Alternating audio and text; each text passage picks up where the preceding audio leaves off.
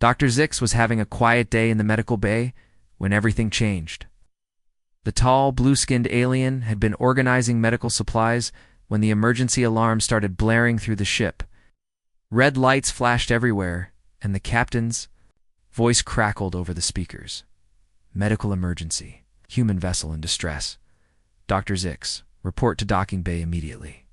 Zix had never treated a human before. Sure, they had studied about humans in medical school, but that was just theory. Pictures in textbooks and basic anatomy charts. Now 3 real humans needed help, and Zix was the only doctor within a million. Miles, the alien doctor, grabbed the emergency medical kit and rushed to the docking bay. Through the large windows, Zix could see a small Earth ship floating nearby. Smoke was coming out of several holes in its side, and the lights were flickering on and off. What happened to them? Zix asked Captain Vortex, who was watching the rescue operation. Their life support system exploded, the captain replied. 3 crew members are barely alive. The rescue team is bringing them over now. Zix felt nervous butterflies in their stomach. Well, not exactly butterflies, since Altarians don't have those, but the feeling was similar. What if they made a mistake? What if human medicine was completely different from what they knew? The docking bay doors opened with a loud hiss, and the rescue team came running in. They were carrying 3 humans on floating stretchers. Zix got the first good look at the patients, and immediately felt worried. The humans looked so different from the pictures in medical books. They were much smaller than Zix expected, and their skin looked pale and sweaty. But what really concerned? The doctor was how swollen they looked. The first human. A woman with short brown hair had huge swollen areas around her neck and arms. It looked like someone had blown up balloons under her skin. Her breathing was quick and shallow, and she kept making small moaning sounds. Get them to the medical bay now, Zix shouted, trying to sound confident even though panic was building. Inside, in the medical bay, Zix connected the humans to the monitoring machines. But right away there was a problem. The machines were designed for Altarian bodies, not human ones. The readings kept jumping around wildly, and half the displays showed error messages. Computer, show me human medical data, Zix said quickly. Warning. The computer replied in its calm voice. Human medical database is incomplete. Proceed with extreme caution.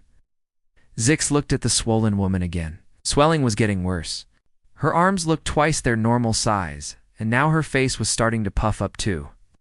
Was this normal for humans when they got hurt? Or was she about to die? The doctor's hands shook as they tried to figure out what to do.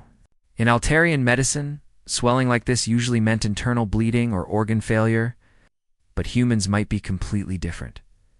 What if this swelling was actually helping her somehow? The second patient, a man with gray hair, was conscious, but barely. His eyes kept rolling back, and he was trying to say something, but his voice was too weak to understand. Don't touch. He whispered before his eyes closed again. Don't touch what? Was he warning Zix about something dangerous? The doctor looked at their own hands. Altarian skin could be toxic to some species. What if just touching these humans would make them worse? The third patient, a young man, seemed to be in the best condition, but even he had areas of swelling around his chest and stomach. His vital signs were more stable, but the monitoring equipment kept beeping with warnings. Zix knew they had to contact the medical council on their home planet. Ow! But that would take hours. Ow! The radio waves had to travel across space, and even at light speed, it would be 14 long hours before any help could come. 14 hours. The swollen woman probably didn't have 14 minutes, let alone 14 hours. The doctor started pacing around the medical bay, thinking hard. Every few seconds, they would look at the patients and see the swelling getting a little bit worse. It was like watching balloons slowly inflate, except these balloons were human bodies. And if they got too big, something terrible might happen. Computer, what causes swelling in humans? Zix asked desperately. Multiple possibilities, the computer answered. Allergic reactions, infections, trauma, immune response, fluid retention, organ failure, ... double quotes. The list went on and on.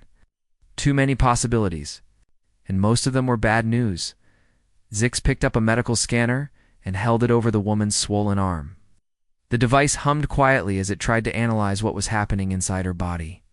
The results appeared on the screen, but they didn't make much sense. According to the scanner, there was increased fluid movement in her tissues, but no signs of infection or bleeding. Her immune system seemed to be working overtime, but it wasn't, fighting off any disease that Zix could detect. "What are you trying to do, human body?" Zix whispered to the unconscious woman. The doctor had treated hundreds of patients from dozens of different alien species, but humans were proving to be more mysterious than anything they had encountered before. Every species had their own way of responding to injury, but this was completely new. Zix made a difficult decision. They would have to start treatment without knowing if it was the right thing to do. The alternative was to just stand there and watch 3 people die. But first, they needed to understand what they were dealing with. The doctor began taking detailed scans of all 3 patients, hoping to find some clue about what was causing the swelling and whether it was helping or hurting them. As the scanner moved over each patient, Zix noticed something interesting. The swelling wasn't random. It seemed to be concentrated around areas where the humans had been injured during their ship's accident, almost like their bodies were focusing extra attention on the damaged areas. Maybe, just maybe, this swelling, it wasn't a sign that the humans were dying. Maybe it was a sign that they were trying to heal themselves in a way that Altarian medicine had never seen before. But Zix couldn't be sure. And time was running out. Dr. Zix decided to start with the most basic medical scan possible. They powered up the biofield scanner, a device that could read the electrical patterns in living bodies. It was completely safe and used by doctors across the galaxy. But when the scanner's blue light touched the conscious human patient, everything went wrong. The gray-haired man's eyes snapped open wide. His heart rate spiked on the monitors and he started thrashing around on the medical bed. "Get away from me," shouted, his voice filled with terror. "Don't you dare touch me with that thing!" Zix stepped back, confused and startled. The scanner was harmless. It was like being afraid of a flashlight, but the human was acting like Zix was pointing a weapon at him. "Please, I'm trying to help," Zix said gently, holding up their hands to show they meant no harm. "This device won't hurt you." "Don't care what you say," the man yelled back. "I've seen what you aliens do to people. You experiment on us. Probe us. I won't let you."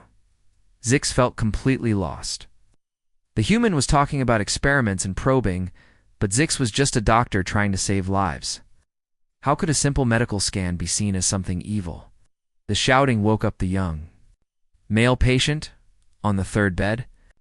He looked around the medical bay with wide, frightened eyes. "Where are we?" he asked weakly. "What happened to our ship?" "You're safe," Zix tried to explain. "Your ship was damaged. I'm a doctor, and I'm trying to help you." But the young man just stared at Zix's blue skin and forearms with obvious fear. "You're going to dissect us, aren't you? That's what aliens always do in the movies." Zix had never felt so frustrated in their entire medical career. These humans needed help desperately, but they seemed to think every medical procedure was some kind of torture. The doctor decided to try a different approach. They pulled up the ship's computer database and searched for information about human culture and medical practices. What they found made the situation even more confusing.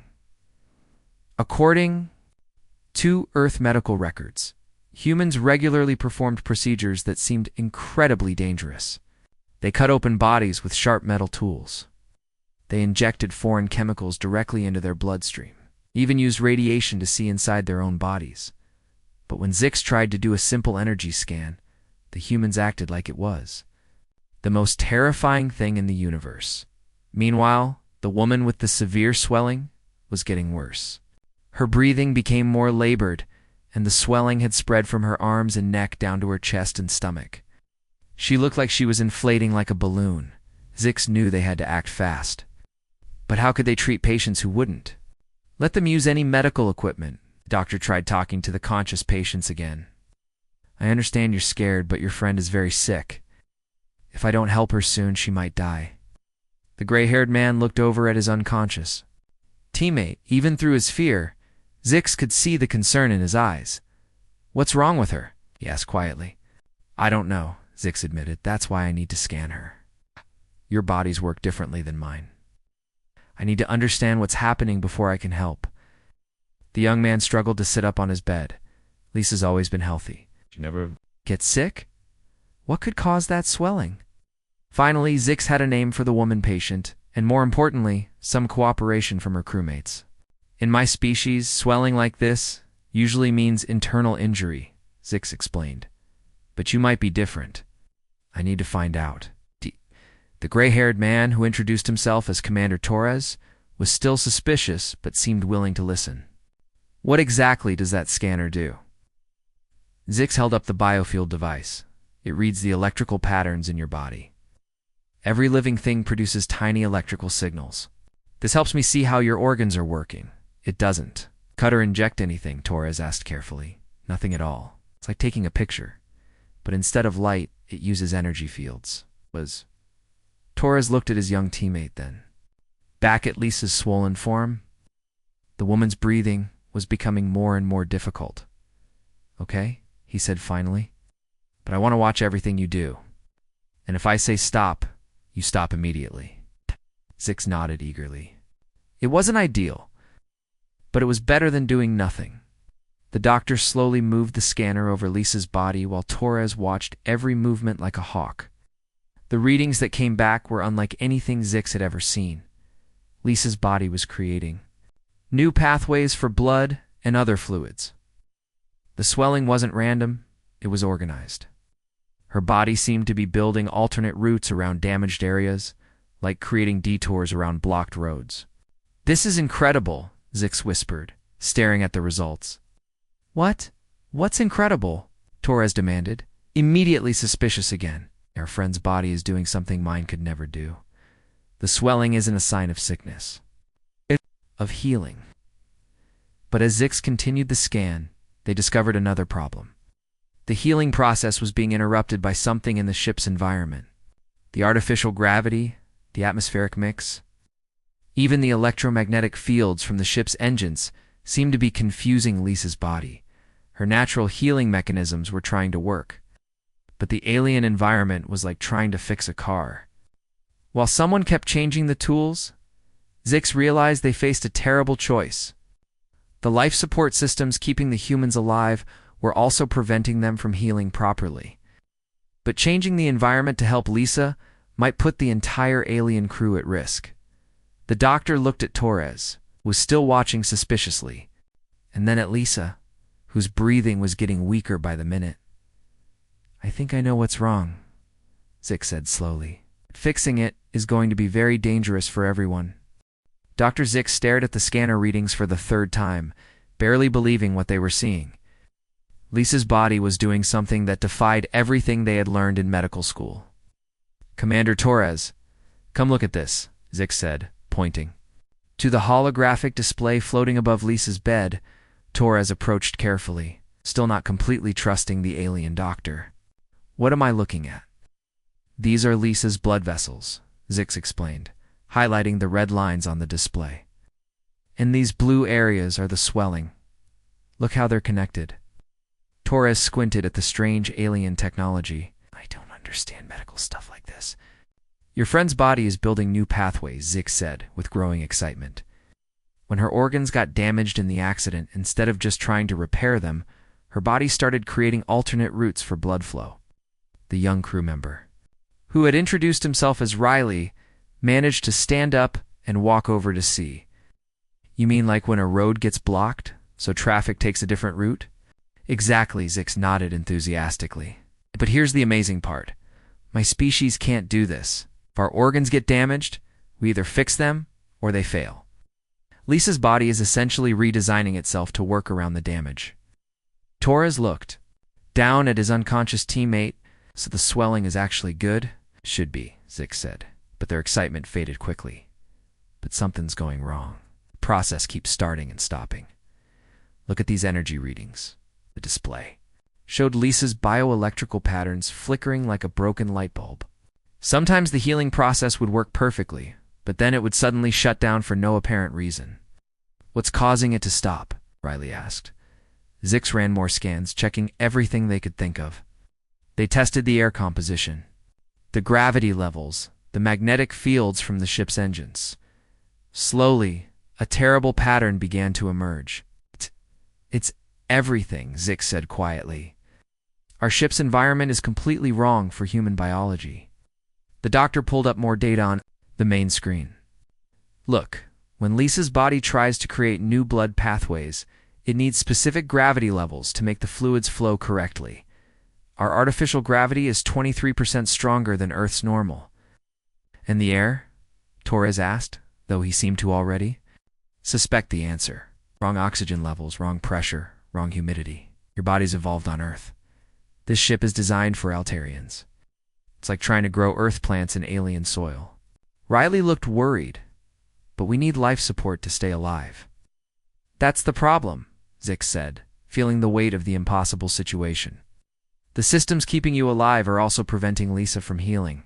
Her body keeps trying to adapt, but the environment keeps changing the rules. Tora sat down heavily on a nearby chair. So what are you saying? God, we're all going to die anyway. Zix looked at Lisa's deteriorating condition, then at the life support controls. The solution was obvious but terrifying. There might be a way, they said slowly, but it's incredibly dangerous.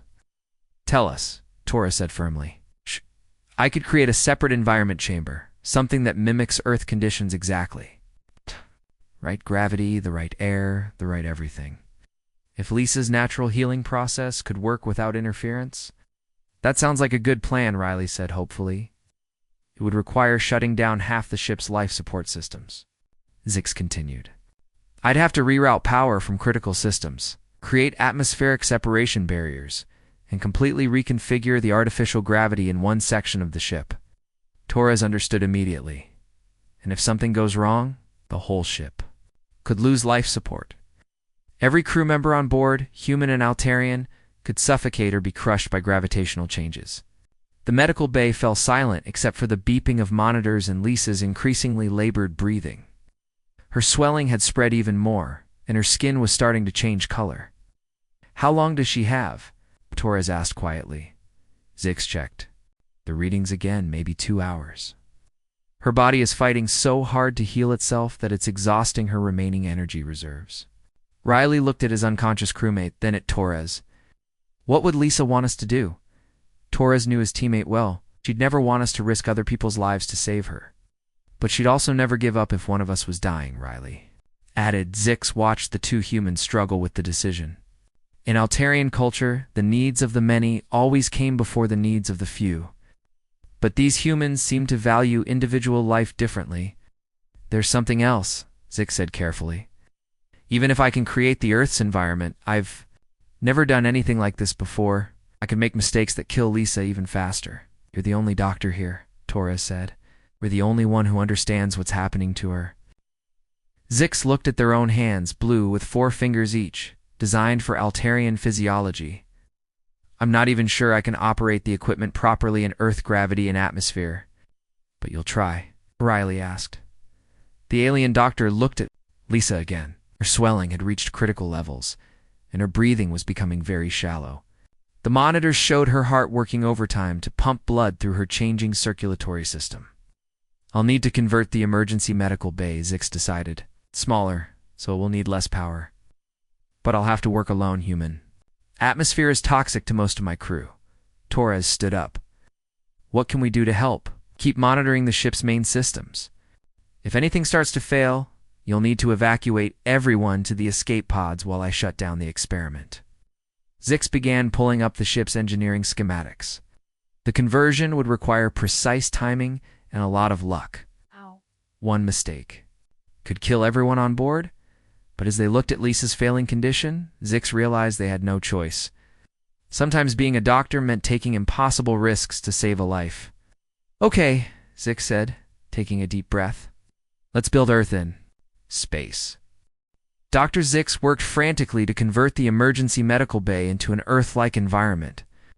Sweat beaded on their blue skin as they rerouted power cables and adjusted atmospheric controls. Every few minutes, they would glance at Lisa, whose condition was getting worse despite their efforts. The Earth environment chamber was finally ready after 3 hours of nonstop work. Zix had managed to create a small room with Earth's gravity, Earth air pressure, and even Earth's humidity levels. It was like a tiny piece of Earth floating in space. "Okay, let's move her," Zix said to Torres and Riley, who had been helping carry equipment. They carefully transferred Lisa into the new chamber. Almost immediately, the monitors showed improvement. Her heart rate stabilized, and her breathing became less labored. "It's working," Riley said excitedly. But Zix's celebration was short-lived. New alarms started beeping on the medical equipment. "Wrong now?" Torres asked, seeing the worried expression on the alien doctor's face. Zix studied the readings with growing concern.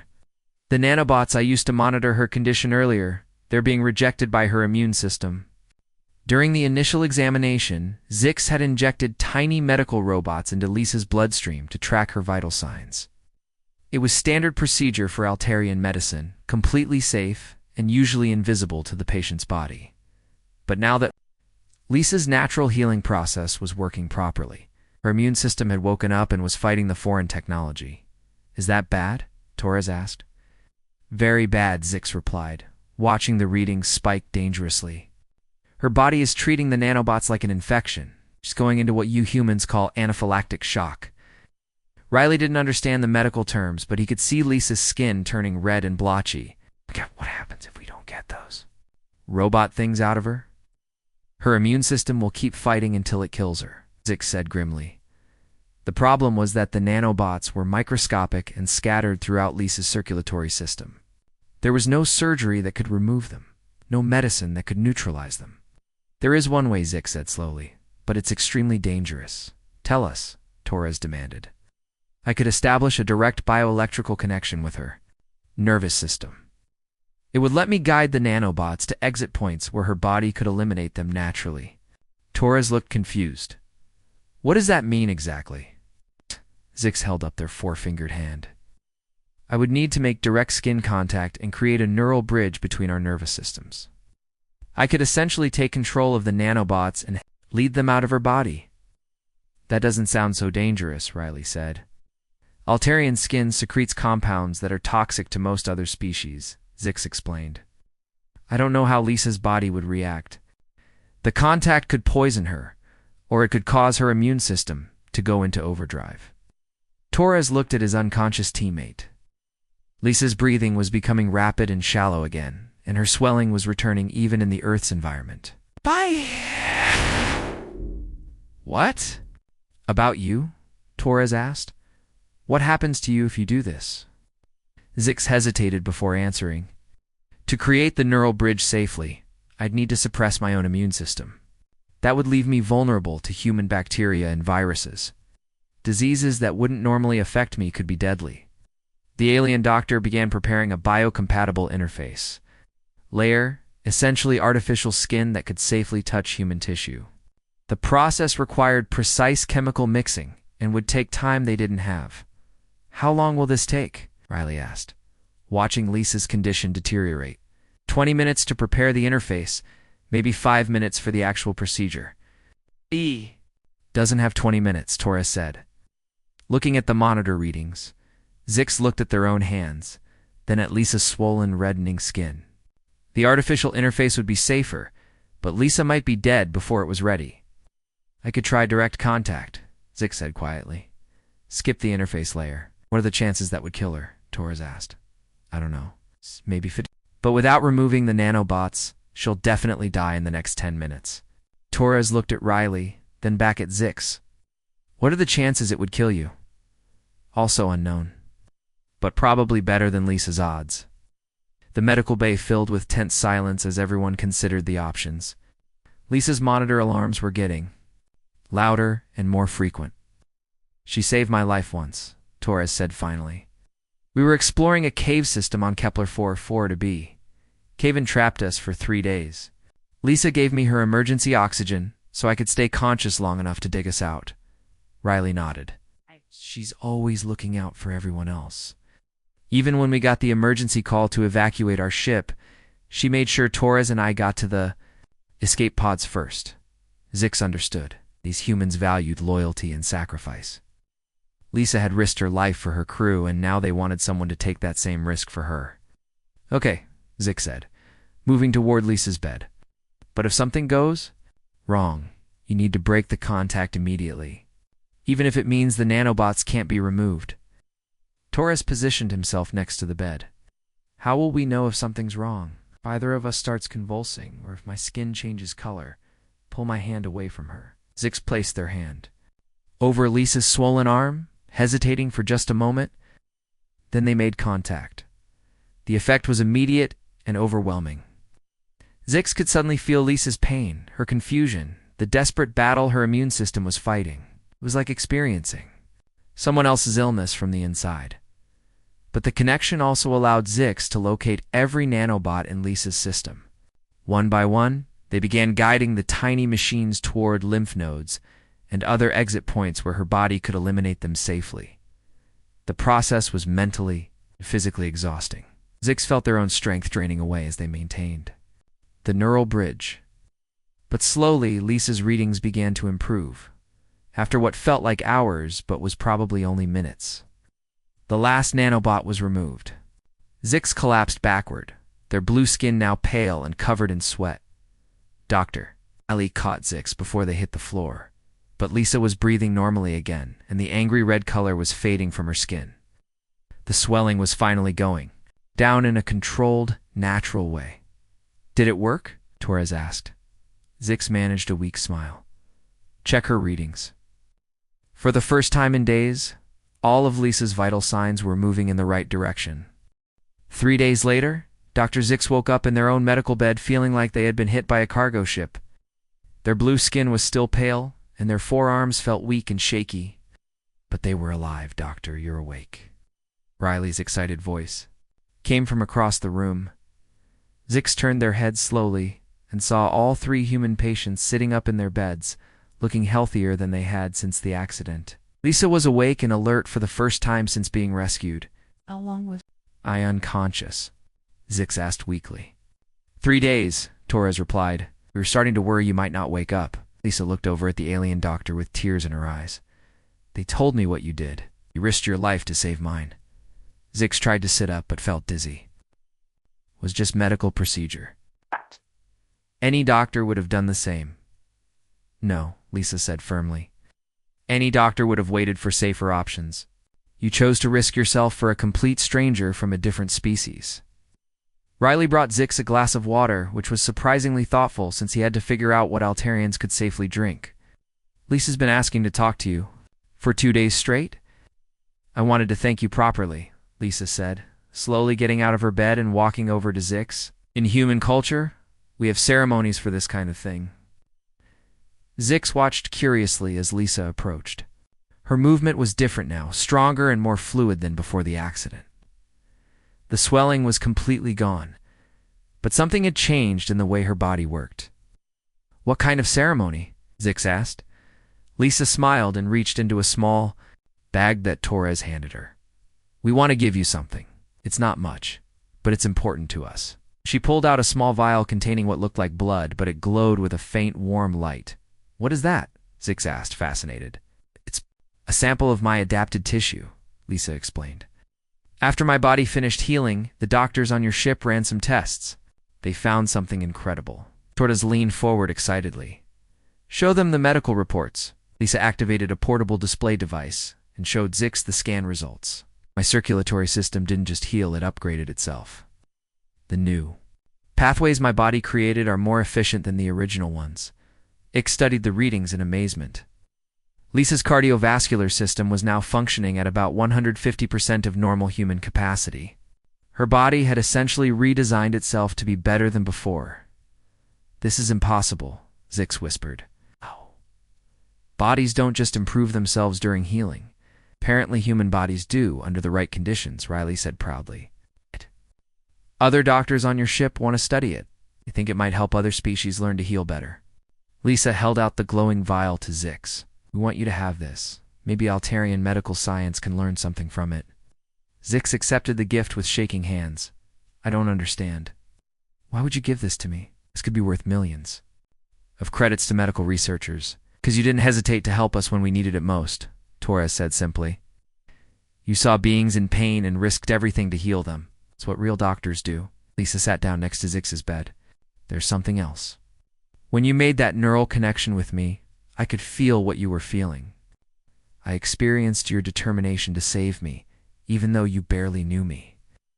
Zix remembered that strange moment of connection when they had felt Lisa's pain as their own. You felt that too. All of it. Your fear, your dedication, your willingness to sacrifice yourself.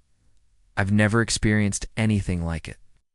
Riley joined the conversation. Lisa's been telling everyone on the ship about it, about how you didn't see her as just another alien species, but as a person who needed help. Zix looked at the three humans and felt something they had never experienced before, a deep connection to beings from another world. I was just doing my job, Lisa said quietly. You went way beyond your job. You risked your career, your health, and your life because you believed every living being deserves a chance to survive. Torres stood up and walked to the medical bay's main computer. We've prepared something else for you. He activated the display, and Zix saw a formal report addressed to the Altarian Medical Council. What is this? Zix asked. It's a recommendation.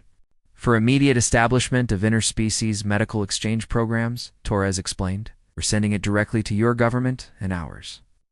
But I don't have authority to create programs like that. Lisa smiled. You do now. The experience we shared through that neural connection, it proved that healing can happen between any species if there's enough trust and courage. Riley pulled up another screen showing design plans. We've also proposed building the first joint human-Altarian medical facility, space station where doctors from both species can work together. Zix stared at the plans in disbelief. You want me to run this facility? Who else? Torres asked. You're the first doctor to successfully perform interspecies emergency surgery. You're the only one who's experienced that kind of neural connection with a human. Plus, Lisa added with a grin, you're the one who figured out that sometimes the scariest symptoms are actually signs of the most amazing healing. Zix looked at the glowing tissue sample in their hands, then at the three humans who had become more than just patients. They were friends now, partners in something bigger than any of them had imagined. The question you asked 3 days ago, Lisa said softly. It's about whether you should touch something that looked dangerous and unknown. Zix nodded, remembering their fear and uncertainty. Now we know the answer, Lisa continued.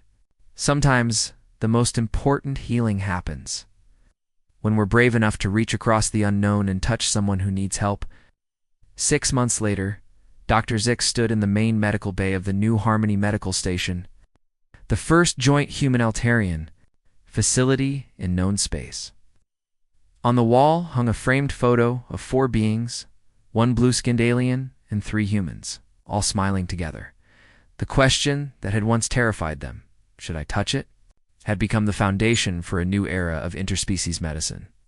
And every day, as doctors from dozens of different worlds came to learn and work together, Zix remembered that the greatest healing often comes not from avoiding the unknown, but from having the courage to embrace it. Lisa's tissue sample had become the basis for revolutionary new treatments that helped multiple species heal better than ever before. But more importantly, it had proven that understanding and trust could bridge any gap between different forms of life.